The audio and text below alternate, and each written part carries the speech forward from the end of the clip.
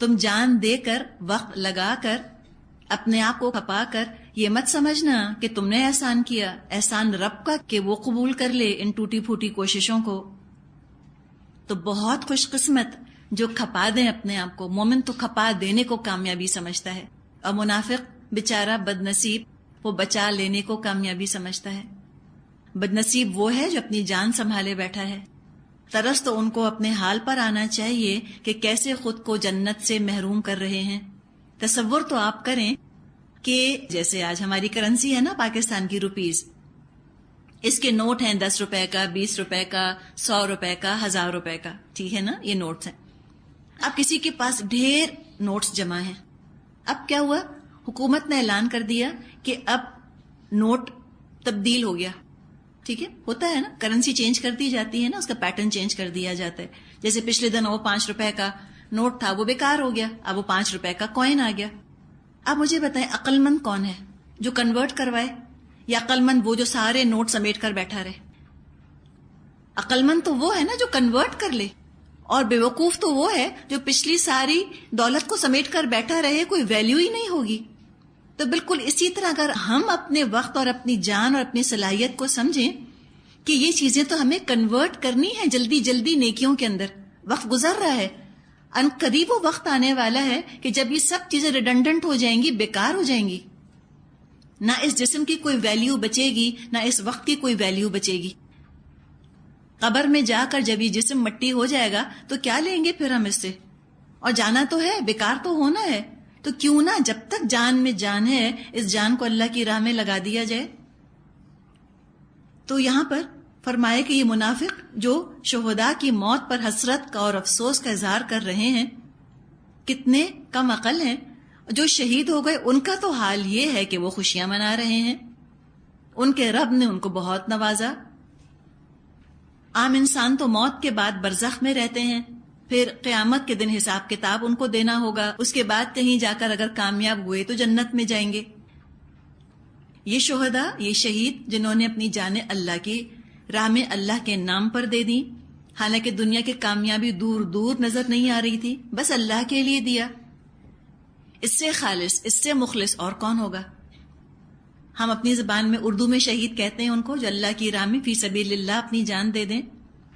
وہ تو short cut لے کر جنت میں پہنچ گئے، نہ برزخ میں سے گزرنا پڑا، نہ قیامت کے دن ان کو روکا جائے گا حساب کتاب کے لیے، وہ تو آلریڈی جنت میں ہیں، اور زندگی کیا کہ اللہ کے ہاں رزق پا رہے ہیں۔ یہ جو احیاء ان کا تعلق ہے یرزقون سے ہے، قبر میں عام مردے بھی رزق ان کو نہیں ملتا، لیکن یہ جو شہداء ہوتے ہیں تو ان کو رزق دیا جاتا ہے، ان کو جنت کا کھانا دیا جاتا ہے۔ اتنے خوش قسمت لوگ تو بہت یہ خوش ہیں، جنت میں ہیں، بہترین زندگی گزار رہے ہیں۔ احادیث میں مضمون یہ آتا ہے کہ اللہ تعالیٰ جنتیوں سے جو شہداء ہوں گے ان سے اللہ تعالیٰ اصرار کر کر کے پوچھے گا کہ تمہیں کچھ اور چاہیے؟ وہ کہیں گے اللہ تو نے تو ہر ہماری تمنا پوری کر دی، ہر خواہش سے بڑھ کر ہم کو دے دیا، اب اور ہم کیا مانگیں؟ لیکن جب اللہ تعالیٰ کا اصرار جاری رہے گا تو شہداء کہیں گے اللہ اگر تو کچھ دینا ہی ہمیں چاہتا ہے تو ہمیں ایک دفعہ دوبارہ دنیا میں بھیج دے، ہم دوبارہ تیری راہ میں شہید ہوں۔ کیا لطف ہوتا ہوگا نا اس شہادت کا، ہم کیا سمجھ سکتے ہیں۔ تو اس لطف کو محسوس کر کے وہ بھی اتنی بڑی خوش قسمتی، اور پھر آگے جو نعمتیں ہیں۔ روایات میں آتا ہے کہ شہید کے خون کا قطرہ زمین پر گرتا ہے اور اس سے پہلے اس کو جنت میں پہنچا دیا جاتا ہے۔ اب ان کے اور ساتھی جو انہی جیسے کام کرنے والے لوگ ہیں جو ابھی دنیا ہی میں ہیں، اس کی بھی پیشگی خوشخبری جنتیوں کو دے دی جاتی ہے، شہداء کو ان کو دے دی جاتی ہے کہ تمہارے فلاں فلاں ساتھی جو تم ہی جیسے کام کر رہے ہیں وہ بھی عنقریب تم سے آ کر ملنے والے ہیں۔ وہ اس پر اور زیادہ خوش ہوتے ہیں، مطمئن ہو جاتے ہیں۔ تو یستبشرون 2 دفعہ آ رہا ہے نا، یستبشرون بالذین لم یلحقوا بہم من خلفہم، خوشیاں منا رہے ہیں ان لوگوں کے بارے میں جو ابھی تک ان سے ملے نہیں۔ اور دوسرے کیا، یستبشرون بنعمت من اللہ وفضل، اور اللہ کی نعمت، اللہ کے فضل پر بھی وہ خوشیاں منا رہے ہیں۔ اور بے شک اللہ مومنوں کا اجر ضائع کرنے والا نہیں ہے، اللہ کسی کا اجر ضائع نہیں فرماتا۔ آگے فرمایا آیت نمبر 172، آیت نمبر 172 کرنے سے پہلے تھوڑا سا ذرا پس منظر ہم اس کا دیکھ لیتے ہیں۔ احد کے بعد کفار مکہ کی طرف لوٹ گئے۔ روحا ایک مقام کا نام ہے، را واو ہا الف حمزہ۔ روحا کے مقام پر پہنچ کر ابو سفیان اور ان کے ساتھیوں کو افسوس ہوا کہ ہم نے بڑی غلطی کی، غالب آ جانے کے باوجود خواہ مخواہ واپس لوٹ آئے۔ ہمیں چاہیے تھا کہ مدینے پہ چڑھائی کر دیتے، سب مسلمانوں کو ختم کر دیتے۔ اور واقعی یہ بھی ایک تاریخ کی مسٹری ہے، ایک اسرار ہے تاریخ کا، ہسٹری کا، کہ جب اس طرح مسلمانوں کی فوج میں ابتری پھیل گئی تھی اور مدینے کا دفاع کرنے والا وہاں پہ کوئی نہ تھا، کوئی ڈیفنس نہ بچا تھا مدینے کا، تو کفار کے لشکر نے آخر مدینے کی طرف پیش قدمی کیوں نہ کی؟ اس وقت تو مدینہ کھلا تھا بالکل، یہ جاتے مدینے کو فتح کر لیتے، لیکن دیکھیں اللہ نے پھر بھی کتنا کرم کیا کہ اللہ نے شکست کو کنٹین کر دیا، اس کا ریپل ایفیکٹ نہیں ہوا۔ جگہ جگہ ہم نے پہلے بھی پڑھا نا کہ اللہ مومنوں پر بہت رحم فرمانے والا ہے۔ مومن وہ ہوتا ہے جو ہمیشہ اللہ کو راضی کرنے میں لگا رہتا ہے، کبھی کبھار غلطی ہو جاتی ہے، فرق کیا ہوتا ہے اس کی غلطی کا؟ اس غلطی کا انجام تو اس کے سامنے آتا ہے، اس لیے کہ دنیا ہے نا، مسٹیک کریں گے تو انجام تو سامنے آئے گا، لیکن چونکہ اس نے بہت سی نیکیاں بھی کی ہوتی ہیں، جیسا وہ نیکیاں سمجھے کہ ایک آڑ بن جاتی ہیں، ایک بیریئر بن جاتی ہیں کہ اس ایک غلطی کا اثر باقی دوسری چیزوں پر نہیں ہوتا، ساری زندگی ایک غلطی کی لپیٹ میں نہیں آ جاتی۔ تو چونکہ یہ مومن تھے اور بہت کچھ انہوں نے نیکیاں کی ہوئی تھیں، اللہ تعالیٰ نے بھی بڑا فضل فرمایا، عارضی طور پہ شکست تو ہوئی لیکن اس کے کوئی دور تک نتائج برے نہ نکلے۔ تو واقعی ابو سفیان کیسے واپس چلے گئے، کیسے اللہ تعالیٰ نے اس کا دل پھیر دیا، لیکن کچھ دور جا کے ان کو بہرحال یہ خیال آیا کہ ہم کو تو مدینے پہ چڑھائی کرنی تھی۔ یہ سوچ کے انہوں نے اپنی فوج کی پھر سے تنظیم کرنی شروع کر دی، پھر سے آرگنائز کرنا شروع کر دیا اپنی فوجوں کو۔ نبی اکرم صلی اللہ علیہ وسلم کو جب اس کی اطلاع پہنچی تو آپ نے بھی ان کا مقابلہ کرنے کی تیاری شروع کر دی۔ یہ مسلمانوں کی حاضر دماغی آپ دیکھیں، بیدار مغزی دیکھیں، مسلمانوں کا الرٹ ہونا دیکھیں۔ اب یہ نہیں تھا کہ شکست احد میں ہوئی تو اپنا ہی غم منانے میں لگ گئے، سب ماتم کر رہے ہیں اور رو رہے ہیں اور دھو رہے ہیں اور تبصرے کر رہے ہیں اور پچھتا رہے ہیں۔ یہ حال نہیں تھا مسلمانوں کا، کوئی ان کی اسپرٹ کو نہیں توڑ سکا تھا۔ شکست کے باوجود بھی الرٹ کتنے تھے، کتنے اویئر تھے کیا ہو رہا ہے۔ پتہ چل گیا نبی اکرم صلی اللہ علیہ وسلم کو کہ ابو سفیان کا ارادہ ہو رہا ہے دوبارہ حملہ کرنے کا، تو آپ صلی اللہ علیہ وسلم نے انتظار نہیں فرمایا کہ مدینے تک وہ خود پہنچ جائے، بلکہ آپ نے کفار کے لشکر کا تعقب کرنے کا فیصلہ فرمایا۔ صحیح بخاری میں ہے، نبی اکرم صلی اللہ علیہ وسلم نے اعلان فرمایا، کون ہے جو مشرکین کے تعقب میں جائے؟ 70 صحابہ تیار ہو گئے۔ ان میں ایسے لوگ بھی تھے کہ جن کو احد میں زخم لگے تھے، اور ظاہر غم تو تھا ہی، وہ بھی ایک زخم ہوتا ہے روح کا، غم کا ہونا۔ جسمانی طور پر بھی زخمی تھے، ذہنی طور پہ بھی زخمی تھے، لیکن نبی اکرم صلی اللہ علیہ وسلم کی آواز پر لبیک کہا۔ نبی اکرم صلی اللہ علیہ وسلم ان کو لے کر نکلے۔ کچھ روایات میں آتا ہے 70 صحابہ تھے، کچھ روایات میں آتا ہے 200 صحابہ تھے۔ ان کو آپ لے کر نکلے اور حمراء الاسد ایک مقام ہے، وہاں تک آپ پہنچے۔ یہ مدینے سے 8 میل کے فاصلے پر ہے۔ اسی واقعے کی طرف یہاں پر اب اس آیت میں اشارہ کیا جا رہا ہے۔ آیت 172 میں فرمایا، الذین استجابوا للہ والرسول من بعد ما اصابهم القرح للذین احسنوا منہم واتقوا اجر عظیم۔ جن لوگوں نے زخم کھانے کے بعد بھی اللہ اور رسول کی پکار پر لبیک کہا، ان میں جو اشخاص نیکوکار اور پرہیزگار ہیں ان کے لیے بڑا اجر ہے۔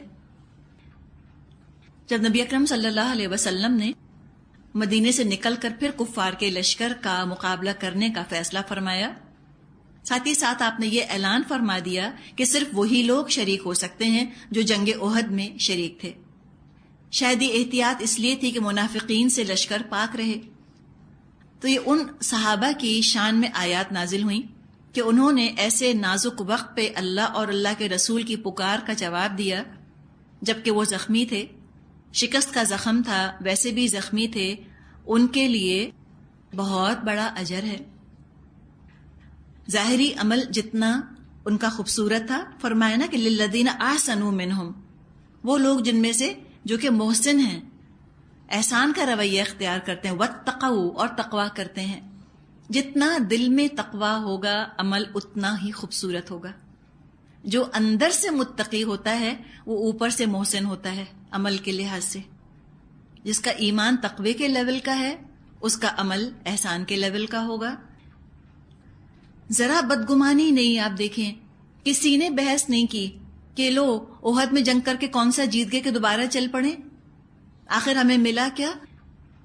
وہ پروز اینڈ کونس دنیا کے تولتے ہی نہیں تھے، دنیا کے فائدے پر وہ رسول کی اطاعت کو تولتے ہی نہیں تھے۔ آج ہمارا مسئلہ یہ ہو گیا کہ ہم رسول کی اطاعت کو فوراً دنیاوی فائدوں پر تولنے لگتے ہیں کہ what's in it for me, اگر میں اطاعت کروں گی میرا کیا فائدہ ہوگا؟ تو چونکہ ایسے دکاندارانہ ذہنیتیں بن گئی ہیں مسلمانوں کی، تو تقوی سے بھی محروم ہو گئے اور احسان سے بھی محروم ہو گئے۔ نہ آسنوں والی صفت رہی، نہ تقوی والی صفت رہی۔ تو یہ کیلکولیٹنگ مینٹالٹی مومن کی نہیں ہوتی۔ پکار پر لبیک کہنا اس کو آنا چاہیے، اور بس سب سے بڑی کامیابی یہی ہے۔ آگے فرمایا آیت 173، الذین قال لهم الناس ان الناس قد جمعوا لكم فاخشوهم فزادهم ایمانا وقالوا حسبنا اللہ ونعم الوکیل، اور وہ جن سے لوگوں نے کہا تمہارے خلاف بڑی فوجیں جمع ہو گئی ہیں، ان سے ڈرو، تو یہ سن کر ان کا ایمان اور بڑھ گیا، اور انہوں نے جواب دیا کہ ہمارے لیے اللہ کافی ہے اور وہی بہترین کارساز ہے۔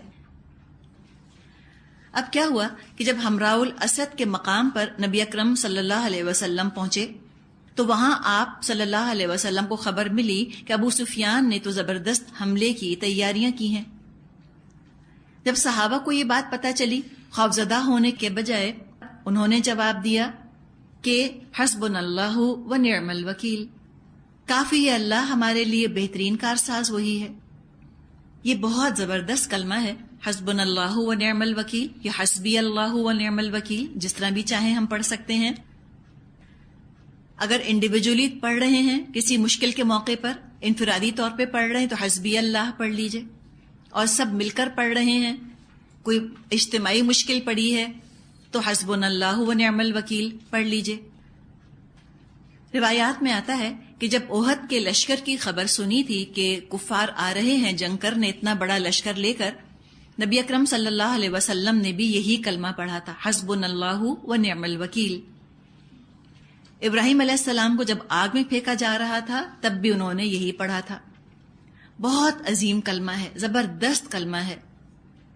جب مشکل کوئی پڑے اس کو پڑھ لیا کیجئے۔ ہمارے بزرگوں نے ایسا ہی کیا تھا۔ یہ کون ہے ہمارے بزرگ جنہوں نے ایسا کیا تھا؟ نبی اکرم صلی اللہ علیہ وسلم اور صحابہ۔ ان سے بڑھ کر تو کوئی بزرگ نہیں ہے، ان سے بڑھ کر صحیح عمل کرنے والا بتائیں اور کون ہے؟ تو ہمیں بھی چاہیے کہ ان کا سا عمل ہم اپنا لیں۔ اب بتائیے جو ہے حسبنا اللہ و نعم الوکیل، کیا نبی اکرم صلی اللہ علیہ وسلم نے سب کو جمع کر کے ختم پڑھوایا اس کا؟ جی پڑھوایا تھا۔ کیا تعداد فکس کی تھی کہ 1.25 لاکھ دفعہ یا 1000 دفعہ پڑھنا ہے؟ تعداد فکس کی تھی؟ نہیں کی تھی۔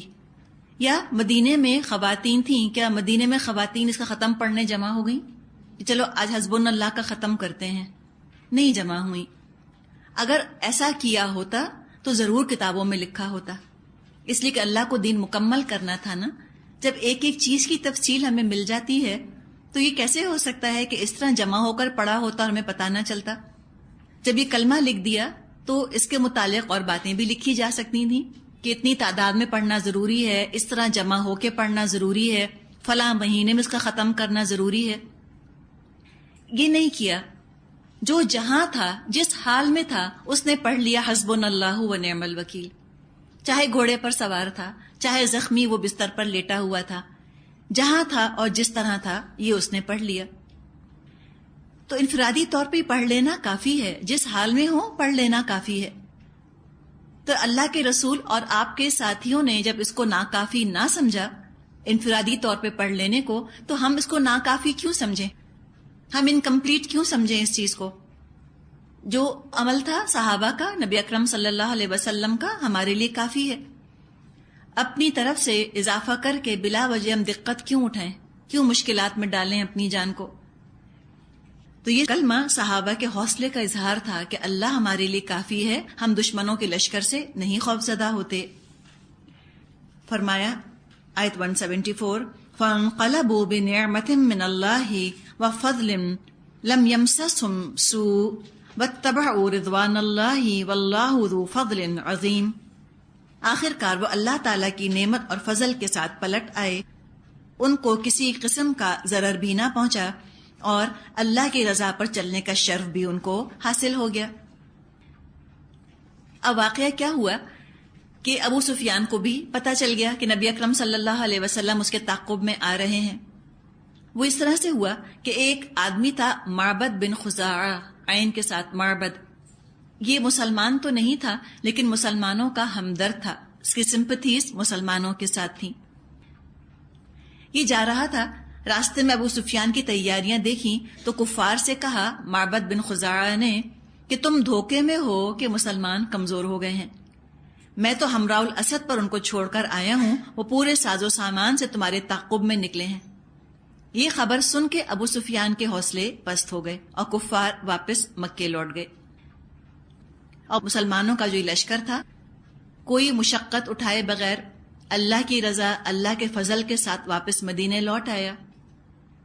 پتہ کیا چلا کہ کبھی اللہ کو راضی کرنے کے لیے احد جیسی محنت بھی کرنی پڑتی ہے، تمام تر ریسورسز لگا دینے ہوتے ہیں، دنیا میں کوئی کامیابی نہیں ملتی، زخم بھی لگتے ہیں، نقصان بھی اٹھانا ہوتا ہے، تب اللہ راضی ہوتا ہے۔ یہی ہوا نا احد میں۔ اور کبھی کیا ہوتا ہے کہ بغیر محنت کے بھی اللہ کی رضا مل جاتی ہے، کوئی نقصان نہیں اٹھانا پڑتا، کوئی قربانی نہیں دینی ہوتی، پھر بھی اللہ راضی ہو جاتا ہے۔ تو یہ کیسے ہوتا ہے؟ کامن فیکٹر کیا ہے دونوں چیزوں کے اندر؟ نیت۔ ان کی تو نیت تھی نا کہ ہم جا رہے ہیں، ہم قربانی دیں گے، اب اللہ کی مرضی، اللہ لے قربانی یا نہ لے، یہ وہ جانے، اس کا کام جانے۔ بے نیاز ہے نا الغنی، چاہے گا تو قربانی لے لے گا، چاہے گا تو بغیر قربانی لیے ہی اجر دے دے گا۔ تو یہ مختلف قسم کی صورتحال، مختلف سچویشنز مومن کی زندگی میں آتی رہتی ہیں۔ پوری طرح وہ تیار ہوتا ہے مشکلات کا مقابلہ کرنے کے لیے، پوری طرح تیاری کر کے، اور وہ جہاد کے لیے نکلتا ہے، سامنے پتہ چلتا ہے مشکل ہی کوئی نہیں، جتنا مشکل سمجھ رہے تھے اتنا مشکل کچھ نہیں۔ اور بعض دفعہ بہت تیاری کرتا ہے، نیت بہت اچھی ہوتی ہے، کامیابی نہیں ملتی، لیکن چونکہ نیت اللہ کو راضی کرنے کی دونوں کیسز میں ہوتی ہے، اللہ کی رضا مل جاتی ہے۔ اصل چیز پھر نیت کی حفاظت ہے۔ آیت 175 انما ذالکم الشیطان یخوف اولیاءہ فلا تخافوہم وخافونی ان کنتم مؤمنین۔ اب تمہیں معلوم ہو گیا وہ دراصل شیطان تھا جو اپنے دوستوں سے خواہ مخواہ ڈرا رہا تھا، لہٰذا آئندہ تم انسانوں سے مت ڈرنا، مجھ سے ڈرنا اگر تم حقیقت میں صاحب ایمان ہو۔ شیطان کا تو کام ہی یہ ہے ایمان والوں کے دلوں میں دشمن کا خوف ڈالے، بزدلی پیدا کرے۔ تو کفار سے نہیں ڈرنا، اللہ سے ڈرنا ہے۔ اور اللہ سے ڈرنا اس کا مطلب یہ نہیں ہے کہ انسان بس رونے بیٹھ جائے اور اپنے آنسو پوچھتا رہے، بلکہ جس کو اللہ سے ڈر لگے گا وہ ہر اس چیز کو چھوڑ دے گا جو اللہ کو اچھی نہیں لگتی، اور وہ اللہ کی راہ میں ضرور ہی جہاد کرے گا۔ اللہ کے ڈر کا لازمی تقاضا جہاد اور قربانی کی شکل میں نکلتا ہے۔ اگر اللہ کے ڈر کے دعوے کو سپورٹ کرنا ہے اور ہم سمجھتے ہیں کہ ہم اللہ سے ڈرتے ہیں، تو دیکھ لیں زندگی میں کتنا جہاد ہے، زندگی میں کتنی قربانی ہے۔ آیت 176 وَلَا يَحْزُنْكَ الَّذِينَ يُسَارِعُونَ فِي الْكُفْرِ إِنَّهُمْ لَن يَضُرُّوا اللَّهَ شَيْئًا يُرِيدُ اللَّهُ أَلَّا يَجْعَلَ لَهُمْ حَظًّا فِي الْآخِرَةِ وَلَهُمْ عَذَابٌ عَظِيمٌ۔ اے پیغمبر صلی اللہ علیہ وسلم، جو لوگ آج کفر کی راہ میں بڑی دوڑ دھوپ کر رہے ہیں، ان کی سرگرمیاں آپ کو غمگین نہ کریں، یہ اللہ کا کچھ بھی نہ بگاڑ سکیں گے. اللہ کا ارادہ یہ ہے کہ ان کے لیے آخرت میں کوئی حصہ نہ رکھے اور بالآخر ان کو سخت سزا ملنے والی ہے. یہ بات یہاں فرمائی کہ دیکھو کفار کی عارضی کامیابیوں پر یا دنیاوی شان و شوکت کو دیکھ کر کوئی پریشان نہ ہو. اللہ کی نافرمانی کے ساتھ دنیا کی نعمتیں ملتی ہیں تو یہ خود عذاب ہی کی ایک چھپی ہوئی شکل ہے. جب ان کو دنیا مزید ملتی ہے یہ اور زیادہ گناہوں میں سرکش ہو جاتے ہیں. دنیا تو ہے ہی بہت حقیر، یہاں کی کامیابیاں بہت حقیر، اور آخرت کے بدلے کسی کو فرعون جیسی بادشاہت اور قارون جیسی دولت بھی مل جائے بے فائدہ ہے. ایک اور چیز آپ یہ دیکھیں آیت کے اندر فرمایا انہم لن یضر اللہ شیئا، یہ اللہ کا کچھ نہیں بگاڑ سکتے. اتنی خوبصورت بات ہے کہ اگر مومن اپنی جان پر مشکل اٹھا رہا ہے اور اس کو یہ اطمینان ہے کہ اللہ کا کچھ نہیں بگڑ رہا تو اپنی جان پر مشکل اٹھانا اس کو بھاری نہیں لگتا. جس سے انسان کو محبت ہوتی ہے اور اس کو یہ پتا چل جائے کہ میرے مشکل اٹھانے سے مجھے جس سے محبت ہے وہ محفوظ ہے، اس کو آنچ نہیں آئے گی تو مشکلات نہیں لگتی. انسان کہتا ہے کہ جس مقصد کی خاطر میں نے یہ مشکلات اٹھائیں مقصد تو مل گیا. تو کتنی پیاری تسلی ہے اس کے اندر. اس میں صاف پتہ چل رہا ہے کہ مومن اللہ سے کتنی محبت کرتا ہے. اللہ کو خوب پتہ ہے کہ مومن کو اللہ سے کتنی محبت ہے. تو تسلی کیا دی کہ دیکھو وہ اللہ کا کچھ نہیں بگاڑ سکتے. یہ تسلی نہیں ہے کہ دیکھو وہ تمہارا کچھ نہیں بگاڑ سکیں گے، یہ نہیں فرمایا یہاں پر. اس لیے کہ اپنی ذات سے بڑھ کر مومن کو تو اللہ کی ذات پیاری ہوتی ہے، اپنی جان سے بڑھ کر اس کو اللہ پیارا ہوتا ہے. تو اتنی عظیم تسلی دی کہ یہ اللہ کا کچھ نہیں بگاڑ سکیں گے.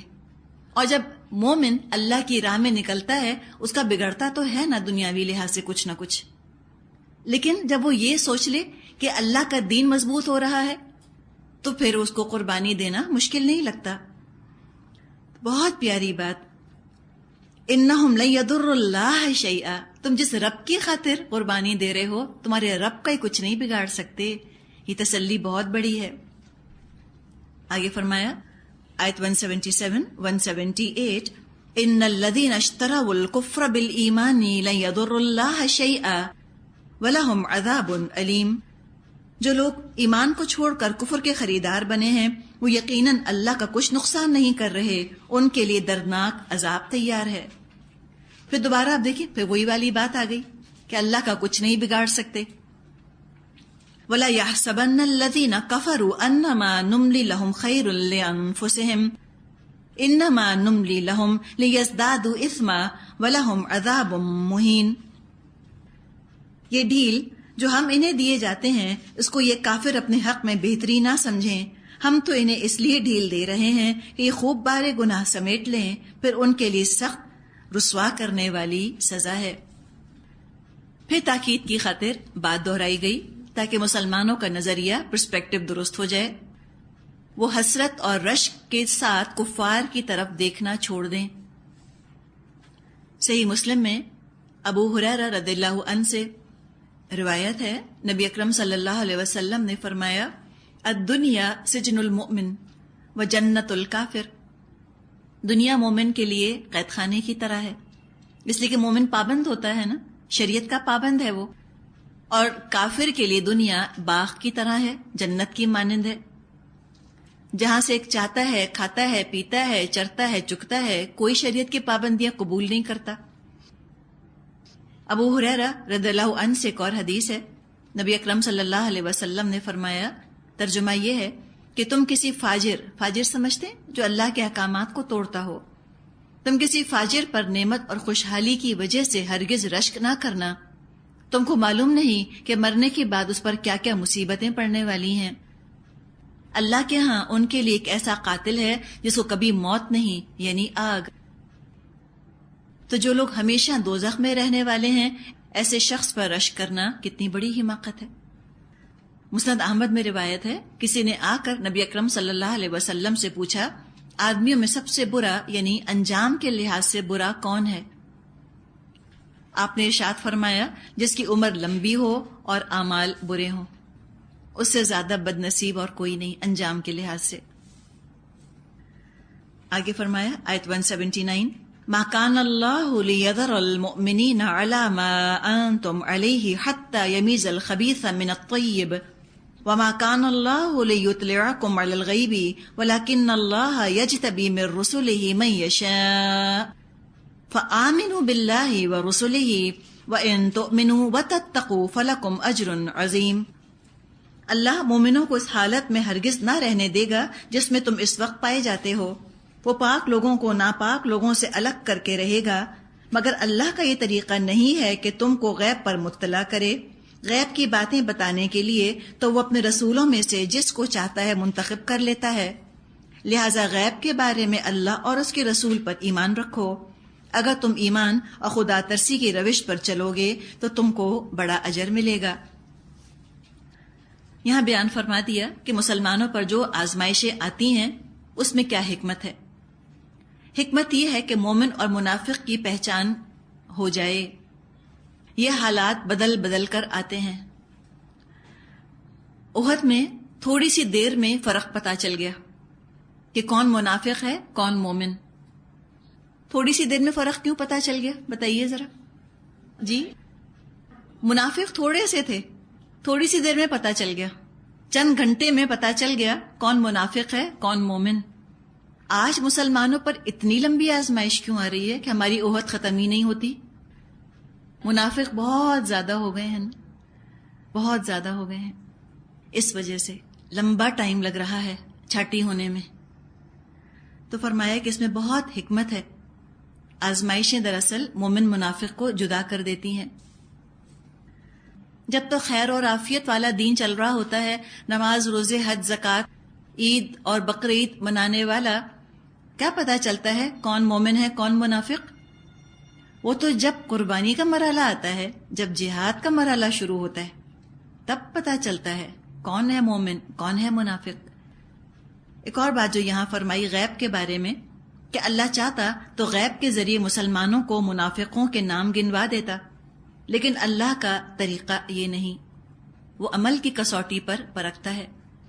بہترین عمل یہ کہ اللہ اور اس کے رسول پر ایمان لایا جائے، تقوی اختیار کیا جائے، سب سے بہتر بات یہی ہے۔ اب اگر اللہ نشانیاں بتانے کے بجائے منافقوں کے نام بتا دیتا تو میرے اور آپ کے لیے تو ہمارے لیے سبق نہ بچتا اس کے اندر۔ علامات بتانے سے ہمیشہ ہمیشہ کے لیے نفاق کی پہچان آسان ہو گئی۔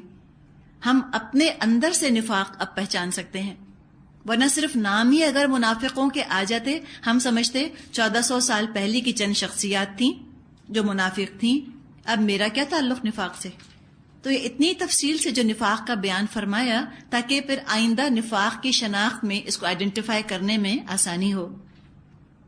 آگے فرمایا آیت 180 180، وَلَا يَحْسَبَنَّ الَّذِينَ يَبْخَلُونَ بِمَا آتَاهُمُ اللَّهُ مِنْ فَضْلِهِ هُوَ خَيْرًا لَهُمْ بَلْ هُوَ شَرٌّ لَهُمْ سَيُطَوَّقُونَ مَا بَخِلُوا بِهِ يَوْمَ الْقِيَامَةِ وَلِلَّهِ مِيرَاثُ السَّمَاوَاتِ وَالْأَرْضِ وَاللَّهُ بِمَا تَعْمَلُونَ خَبِيرٌ۔ جن لوگوں کو اللہ نے اپنے فضل سے نوازا ہے اور پھر وہ بخل سے کام لیتے ہیں، وہ اس خیال میں نہ رہیں کہ یہ بخیلی ان کے لیے اچھی ہے، نہیں، یہ ان کے حق میں نہایت بری ہے۔ جو کچھ وہ اپنی کنجوسی سے جمع کر رہے ہیں وہی قیامت کے روز ان کے گلے کا طوق بن جائے گا۔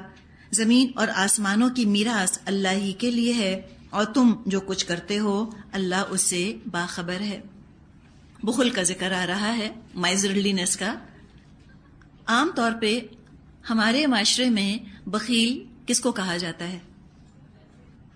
کوئی ہے کافی لاکھوں کماتے ہیں وہ لوگ، ٹھیک ہے، اب ان کے بچے کی شادی ہونے والی ہے، انہوں نے 10 دن نہ ڈھولکیاں کی، نہ مہندیاں کی، نہ لاکھوں کے جوڑے بنائے اپنی بہو کے، نہ کروڑوں کا زیور بنایا، نہ 5000 لوگوں کو بلایا 5 دن تک، کیا کہیں گے؟ کنجوس۔ دیکھو ذرا، شادی تک میں پیسہ نہیں نکلتا ان کے ہاتھ سے، مسجد میں نکاح کروا دیا لے جا کر، کنجوس۔ ہمارا یہ معیار ہے کنجوسی کا، اتنا پیسہ ہے، اتنی تنخواہ ہے ان کے میاں کی، جوڑا دیکھا تھا بہو کا 5000 سے زیادہ کا نہیں ہوگا، اگلا کہے گا رہنے دو، 5 کا بھی نہیں لگ رہا تھا. کس بوتیک سے بنوایا؟ کہتے ہیں بوتیک تو جاتی ہی نہیں، کنجوس اتنی ہے. ہمارے ہاں یہ معیار ہے کنجوسی کا. ہم اس پیسے والے کو پسند کرتے ہیں کہ جس کے پاس پیسہ ہو، پھر خوب ڈھیر زیور خریدے، ڈھیر کپڑے خریدے، ڈھیر رسومات کے اوپر خرچ کرے. ہم کہتے ہیں واقعی بڑے سخی ہیں بھائی، کیا دل کھول کے کیا ہے انہوں نے خرچ. دیکھو کیا شادی کی ہے کہ واقعی یاد رہ جائے انسان کو. جوڑا دیکھا تھا 5 لاکھ سے کم کا نہیں ہوگا. ہم کہتے ہیں بھئی واقعی بڑا کھلا ہاتھ ہے، بہت شاہ خرچ لوگ ہیں. یہ ہمارا انداز ہے، ہم اس طرح جج کرتے ہیں لوگوں کو. اس بخل کا ذکر ہے یہاں پر کہ جو لوگ اپنے بچوں کی شادیوں میں کروڑوں خرچ نہیں کرتے، وہ سارا پیسہ توق بنا کے ڈالا جائے گا. پیسہ ہونے کے باوجود معمولی کاٹن پہنتے ہیں، ٹھہر جاؤ شامت آئے گی. یہ کہا جا رہا ہے نہیں، اس بخل کی بات نہیں ہے. شرعی اصطلاح میں جو شریعہ کی ٹرمینالوجی ہے، بخل کے معنی ہیں کہ جو چیز اللہ کی راہ میں خرچ کرنا واجب ہو اس کو خرچ نہ کیا جائے. زکوٰۃ ادا کرنا واجب ہے، فرض ہے. زکوٰۃ جو ادا نہ کرے وہ ہے کنجوس، وہ ہے بخیل. چاہے اپنے بچوں کی شادیوں پر اس نے 10 کروڑ خرچ کر دیے لیکن وہ بخیل ہے. زکوٰۃ کیوں نہیں دی؟ اللہ کی نظر میں وہ بخیل ہے. اور بخل حرام ہے. بخل ہی کے معنوں میں ایک اور لفظ احادیث میں آتا ہے شح. شح کیا ہے؟ خود غرضی کی طرح کی چیز، کہ جو مال میرے پاس آ جائے وہ جائے نہ. تو بخل اور شح ملتی جلتی چیزیں ہیں. اللہ کی راہ میں نہیں خرچ کرتے، دکھاوے پہ تو خرچ کروا لیں آپ ان سے. دین کے لیے نہیں خرچ کرتے، فرائض کے لیے خرچ نہیں کرتے. نبی اکرم صلی اللہ علیہ وسلم نے فرمایا لا یجتمع شح و ایمان فی قلب رجل مسلم ابدا. نسائی میں یہ حدیث آتی ہے، شح اور ایمان کسی مسلمان کے دل میں جمع نہیں ہو سکتے. ابو ہریرہ رضی اللہ عنہ سے نبی اکرم صلی اللہ علیہ وسلم کا قول ہے کہ جس شخص کو اللہ نے مال عطا فرمایا پھر اس نے اس کی زکوٰۃ ادا نہ کی تو قیامت کے روز یہ مال زہریلے سانپ کی شکل میں اس کے گلے کا طوق بنا دیا جائے گا. یہ جو فرمایا ہے نا یہاں پر سَيُطَوَّقُونَ مَا بَخِلُوا بِهِ يَوْمَ الْقِيَامَةِ، طوق پہنائے جائیں گے وہ ان چیزوں کا جس میں انہوں نے بخل کیا تھا قیامت کے دن. ایک سانپ کی شکل میں ہمیں بتایا گیا، وہ سانپ کی شکل میں گلے میں ڈال دیا جائے گا جو ان کی باچھیں چیرے گا. باچھیں سمجھتے ہیں؟ یہ جو ایجز ہوتے ہیں نا منہ کے، تو بہت نازک ہوتے ہیں، بہت ڈیلیکیٹ ہوتے ہیں. اور یہاں ڈسے گا، یہاں کاٹے گا اور کہے گا انا مالو کا انا کنزو کا، میں ہوں تیرا مال، میں ہوں تیرا خزانہ. پھر نبی اکرم صلی اللہ علیہ وسلم نے یہ آیت پڑھی. زیور خریدیں، اللہ نے منع نہیں کیا. آپ افورڈ کر سکتی ہیں، آپ 1000 کلو گولڈ لے لیجئے، آپ 1000 تولے سونا لے لیجئے، زیور پہن لیجئے، آپ چوڑیاں پہن لیں، آپ جھمکے پہن لیں، جو جی چاہے پہنیں، اللہ نے منع نہیں کیا. لیکن زکوٰۃ دیں.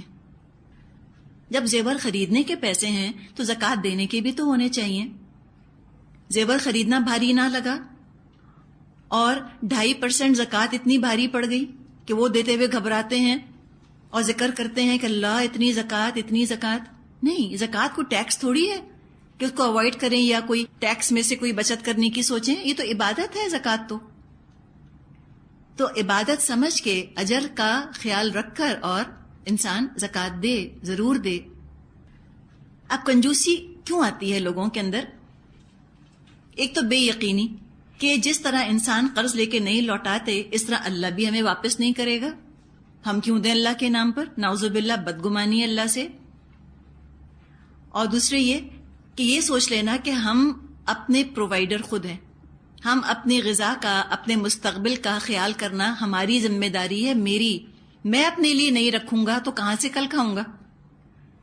تو خیال یہ آتا ہے کہ چونکہ میں اپنا رازق ہوں، اگر میں دوسروں کو دے دوں گا میرے پاس ختم ہو جائے گا، میں کہاں سے کھاؤں گا؟ اب اگر یہ کیفیات انسان کو محسوس ہوں، انسان خود سے چند سوال پوچھے. وہ پوچھے مجھے کس نے پیدا کیا؟ اگر ہم بخل سے نجات چاہتے ہیں تو پوچھیں اپنے آپ سے مجھے کس نے پیدا کیا؟ کون مجھے موت دے گا؟ کون مجھے کھانا پینا دیتا ہے؟ تینوں سوالات کا جواب اللہ ہے. اللہ نے پیدا کیا، اللہ موت دے گا، اللہ رزق دیتا ہے. سورہ بنی اسرائیل میں اللہ تعالیٰ نے ارشاد فرمایا ہے نحن نرزقہم و ایاکم، اللہ ان کو بھی رزق دیتا ہے تم کو بھی. تو جب سب کچھ اللہ ہی کا ہے تو اللہ نے ہمارے پاس کیوں رکھوایا؟ امانت کے طور پہ رکھوایا کہ ہم اس امانت کا حق ادا کرتے ہیں یا اس میں خیانت کر جاتے ہیں. اللہ تو دوسروں کا حصہ ہمارے پاس رکھ کر آزماتا ہے کہ حقدار کو ہم اس کا حق پہنچاتے ہیں یا نہیں. سورہ معارج میں اللہ تعالیٰ نے فرمایا ہے آیت 24-25 میں وَالَّذِينَ فِي أَمْوَالِهِمْ حَقٌّ مَّعْلُومٌ لِلسَّائِلِ وَالْمَحْرُومِ، کہ وہ لوگ ہوتے ہیں نیک جنت میں جانے والے جن کے مالوں میں ایک معلوم حق ہے، سوال کرنے والے کے لیے اور محروم کے لیے. اب اگر یہ باتیں کلیئر ہو جائیں انسان کو تو انسان کنجوسی نہیں کر سکتا، مستقبل کا خوف نہیں رہتا اس کو، وہ مال کو اپنا حق نہیں سمجھتا. مومن مال کو امانت اور ذمہ داری سمجھتا ہے، اور کافر اپنا انعام اور اپنا حق سمجھتا ہے. کافر جو ہے وہ مال کو رازق سمجھتا ہے کہ مال کھلاتا ہے. مومن کو پتا ہے کہ مال نہیں کھلاتا، اللہ کھلاتا ہے، رازق اللہ ہے. میں آج اللہ کے نام پر دوں گی، کل اللہ مجھے اور دے گا. اطمینان ہو جاتا ہے، انسان کا ہاتھ کھل جاتا ہے اور وہ اللہ کی راہ میں خرچ کرتا ہے. اب جنہوں نے ایسی باتیں کی اور اللہ کی راہ میں خرچ نہ کیا ان کا آگے ذکر آئے گا، وہ انشاءاللہ تعالی ہم پھر پڑھیں گے.